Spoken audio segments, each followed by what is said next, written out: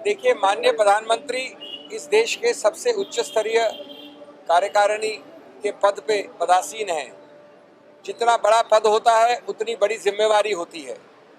यहाँ हमने चुनाव आयोग को बताया कि अत्यंत दुर्भाग्यपूर्ण और दुखद प्रसंग है कि उत्तरदायित्व और कर्तव्य बढ़ने के बजाय माननीय प्रधानमंत्री हर चीज को तीसरी या चौथी बार, मैं दोहरा रहा हूं, तीसरी या चौथी बार जानबूझकर आदर्श संहिता का जबरदस्त रूप से, मैं तो कहूंगा बेशर्म रूप से उल्लंघन कर रहे हैं।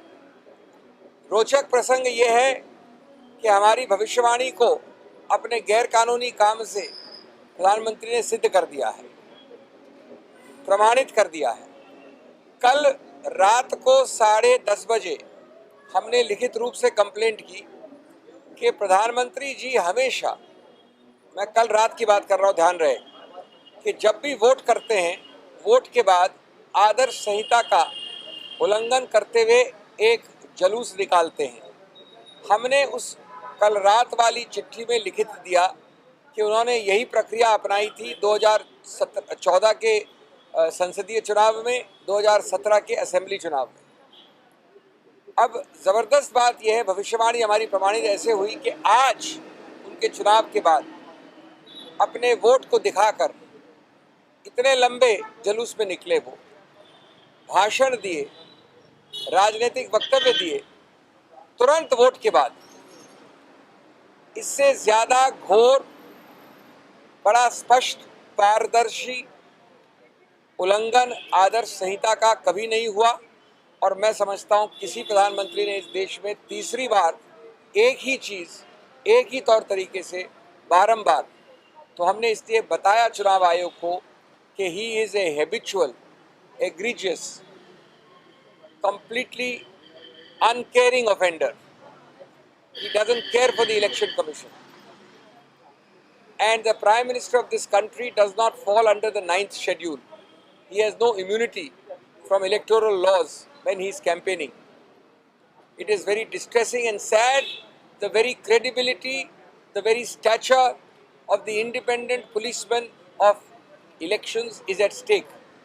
The election commission, we said it is no point taking 10 days, 5 days before responding. We showed the election commission a video of the Prime Minister campaigning और हमने ये निवेदन किया कि तुरंत, घंटों में, दिनों में नहीं, हफ्तों में नहीं, घंटों में प्रतिबंध हो प्रधानमंत्री में। हमारे पुराने याचना जो कि मानी है एक आदेश में चुनाव आयोग ने, आगे भविष्य के लिए भी उनके ऊपर 48 या 72 घंटे का प्रतिबंध होना चाहिए। ये बहुत हो गया है। पिछली बार हमने याद दिलाया कि 9 तारीख के उनके नांदेड़ के वक्तव्यों के बाद हमने 12 तारीख को पूरा पारदर्शी प्रमाण उनको दिया है चुनाव आयोग को। आज 12 तारीख को 11 दिन हो गए। चुनाव 45 दिन का है, उसमें 11 दिन निकाल देना, और आज तक चुनाव आयोग ने एक शब्द नहीं कहा उसके विषय में, जबकि उसी चीज़ के लिए, उसी 9 अप्रैल के लिए मेरठ में जो मिस्टर बिष्ट ने किया, उसके लिए चुनाव आयोग ने उनको दंडित किया है, 72 घंटे से वंचित रखा है कैंपेन में। तो ये दोहरे मापदंड नहीं हो सकते, डबल स्टैंडर्ड्स कभी नहीं होते कानून में, और ये अत्यंत आवश्यक है कि तुरंत प्रधानमंत्री को एक के जरिए संदेश जाए कि इस देश में कानून सर्वोच्च है। आप कितने भी बड़े पद पे हैं, कानून आपके ऊपर है। संक्षेप में दोस्तों, दूसरा हमारी याचना थी, दोनों इस देश के सबसे 2 पदों पे पदासीन उच्च स्तर के लोग हैं। एक प्रधानमंत्री का जिक्र मैंने आपको किया, दूसरा सत्तारूढ़ पार्टी के अध्यक्ष। कुछ लोगों ने कहा है कि ये 1.5 लोग इस देश के सबसे बड़े शासक हैं। कभी कभी ये 1.5 लोग 2.5 लोग बन जाते हैं। बात यह है कि कल आपके समक्ष हम 11 उल्लंघन लेके आए थे, हमारे सेना के सभी अंगों को सस्ती राजनीति में घसीटने की प्रक्रिया। हमने आपको उदाहरण दिए, बार बार मोदी जी ने और सत्तारूढ़ पार्टी के अध्यक्ष ने, ये मैंने कल चुनाव आयोग को लिखित दिए हैं, फोटोज दिखाई हैं। चुनाव आयोग का अनुच्छेद 126 में नहीं, सिर्फ लेकिन उनके नियमों में ये प्रतिबंध है कि वो किसी रूप से ये अनुमति नहीं देते कि आप सेना के अंगों को इस प्रकार से घसीटें चुनाव के अभियान में।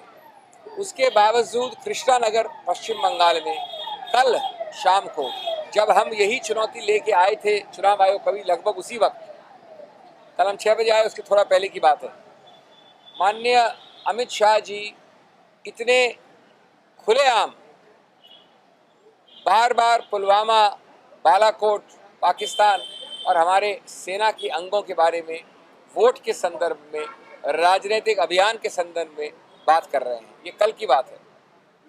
फिर वही बात उठती है कि हर दिन मैं उल्लंघन करूं, हर दिन मैं आपसे चेतावनी लूं, चेतावनी को अपने बैग में डाल दूं और फिर शाम को फिर उल्लंघन करूं। ये देश का कानून नहीं है, ये कानून का मजाक है। और इसलिए जैसा कि पहले केस में आपने कहा, दूसरे केस में भी ये अत्यंत उपयुक्त है कि तुरंत, और शब्द तुरंत बहुत महत्वपूर्ण है, चुनाव आयोग प्रतिबंध लगाए 72 घंटे के कैंपेनिंग के लिए माननीय सत्तारूढ़ पार्टी के अध्यक्ष के लिए। धन्यवाद। इलेक्शन कमीशन ने सुना और कहा कि एक्शन लेंगे, लेकिन अब जो हम देखिए, मैं बड़ा स्पष्ट कहना चाहता हूँ, आदर के साथ कहना चाहता हूँ, चुनाव आयोग हमको सुनती है, हम उसके लिए कृतज्ञ हैं, हमको समय देती है दिन प्रतिदिन, इसके लिए भी हम कृतज्ञ हैं। ये उनका संवैधानिक कर्तव्य है, ये हमारा संवैधानिक अधिकार है। लेकिन और हमारे अनुरोध के ऊपर एक्ट भी करती है। मैं आपको याद दिलाऊं कि हमारे ही डेलीगेशन का स्पष्ट अनुरोध था कि 72, 48 या 4 दिन घंटों के लिए प्रतिबंध लगाया जाए। लेकिन ये दुर्भाग्य की बात है और मैं इसको निराशाजनक कह रहा हूँ कि जब 1-2 उच्च स्तर के पदों की बात आती है तो ये झिझक सही नहीं है, ये विलंब सही नहीं है।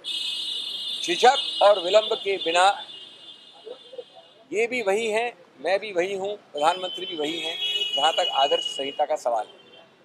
हम तीनों वही हैं जो अमित शाह हैं, जहाँ तक आदर्श संहिता का सवाल है। तो ये विलंब और झिझक के बिना चुनाव आयोग को दिखाना है कि वो जो उच्च स्तर का पुलिसमैन है इस चीज़ के लिए, वो तुरंत एक्शन ले। आप कह रहे हैं सर कि प्रधानमंत्री और अमित शाह के मामले में, चूंकि 10 दिन हो गए नांदेड़ वाले मामले में, तो चुनाव आयोग प्रधानमंत्री और अमित शाह के मामले में झिझक और विलंब कर रहा न दिखाए। मैंने कहा वही कहा, न दिखाए, वो दोहरा रहा हूं मैं। और उसके साथ जोड़िए कि जो व्यक्ति अपना वोट देने के बाद प्रधानमंत्री 2014 में बनने से पहले, 2017 में पदासीन प्रधानमंत्री की हैसियत से और 2019 में पदासीन प्रधानमंत्री की हैसियत से एक ही चीज बार बार उल्लंघन करेगा, तो मैं समझता हूं कि यह अचंभे की बात है। प्रधानमंत्री इस देश का जो आदर्श होना चाहिए कानून के विषय में, वो उल्लंघन करेगा। इस तरह की खबरें देखने के लिए आप हमारे चैनल को लाइक करके सब्सक्राइब करें और नोटिफिकेशन बेल ऑन कीजिए।